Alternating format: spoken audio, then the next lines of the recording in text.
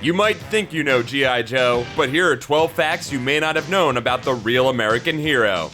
The first ever episode of G.I. Joe was The Cobra Strikes, which aired on September 12, 1983, the first part of a 5-part miniseries. This was followed by another 5-part miniseries, The Revenge of Cobra, which aired in 1984, followed by 2 seasons of the regular series for a total of 95 episodes. The G.I. Joe cartoon was based on the 1982 revival of the original 1960s G.I. Joe toy line. The development of the new toy line and the comics that helped create its backstory came about as a result of a chance meeting between the CEO of Hasbro and the president of Marvel Comics in a public bathroom. The G.I. Joe animated series was inspired by a series of animated advertisements for the G.I. Joe comic book published by Marvel Comics and written by Larry Hama. The premise of a team of elite commandos was originally intended for a series called Fury Force, about the son of Nick Fury, agent of S.H.I.E.L.D., and his team battling Hydra. Fury Force became G.I. Joe, and Hydra became Cobra. A number of prominent comic book writers were on the writing staff of G.I. Joe. Perhaps most notably, Steve Gerber, the co-creator of Howard the Duck, was the story editor of Season 1. Other comics writers for the series included Jerry Conway, co-creator of The Punisher, Danny O'Neill, legendary Batman writer and editor, Marv Wolfman, co-creator of the New Teen Titans, and Christy Marx, creator of Jem.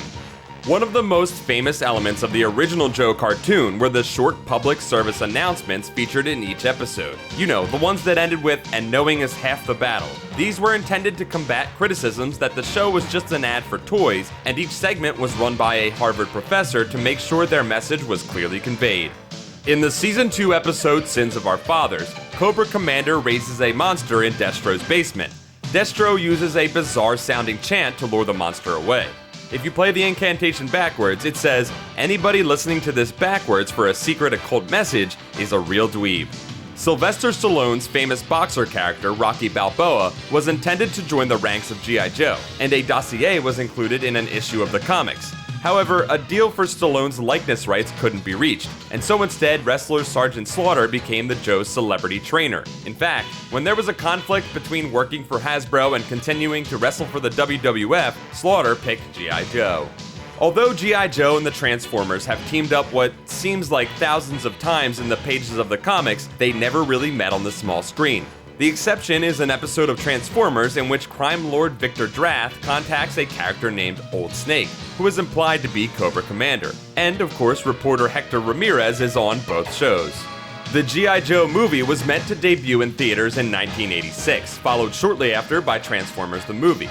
However, production delays meant that Transformers debuted first, and following poor ticket sales for the Transformers and another Hasbro production, My Little Pony, the Joe movie came out direct-to-video in 1987. Another effect of the G.I. Joe movie coming after the Transformers film was that Duke got to live. Children had been so traumatized by the death of Optimus Prime in the Transformers movie that even though Duke got stabbed through the chest by a spear, some last-minute off-screen dialogue was added to say that he was just in a coma. Real American Hero wasn't the only G.I. Joe series in the 80s. In 1989, DiC Entertainment, the company behind Inspector Gadget and Captain Planet, took over production when the cost became too high for Hasbro and Sunbow. The DiC series featured toned-down violence and an increased focus on humor.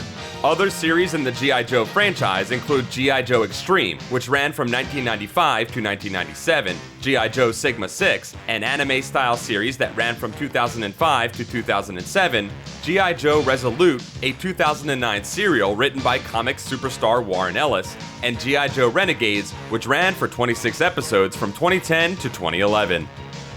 That's it for this episode of You Think You Know Cartoons. Don't forget to like this video, subscribe to Comics Alliance for more cartoon facts, and check out comicsalliance.com for more cartoon awesomeness.